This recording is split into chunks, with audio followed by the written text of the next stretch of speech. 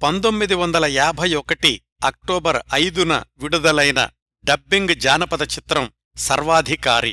ఈ చిత్రం అదే పేరుతో అప్పటికి 3 వారాల క్రిందట అంటే 1951 సెప్టెంబర్ 14న విడుదలైన తమిళ చిత్రానికి అనువాదం. మోడరన్ థియేటర్స్ బ్యానర్లో నిర్మాణమైన చిత్రం. దర్శకుడు మోడరన్ థియేటర్స్ యజమాని టి.ఆర్. సుందరం. తెలుగులో డబ్బింగ్ సంభాషణలు రాసింది వేదాంతం లక్ష్మీకాంతకవి, పాటలు రాసింది వేదాంతం లక్ష్మీకాంతకవి, తోలేటి. తమిళ మూల చిత్రానికి సంగీతం సమకూర్చిన సుసర్ల దక్షిణామూర్తిగారే తెలుగు డబ్బింగుకు కూడా అదే సంగీతం ఉపయోగించారు. తెలుగులో సుసర్ల దక్షిణామూర్తిగారు 4 యుగళ గీతాలు పాడడం ఒక విశేషం. తమిళంలో ఒక పాట పాడిన పెరియ నాయకి తెలుగులో పాడలేదు.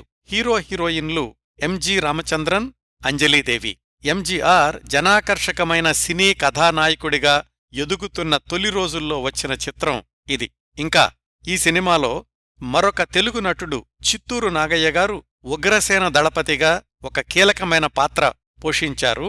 విలన్ పాత్రలో నటించింది నంబియార్.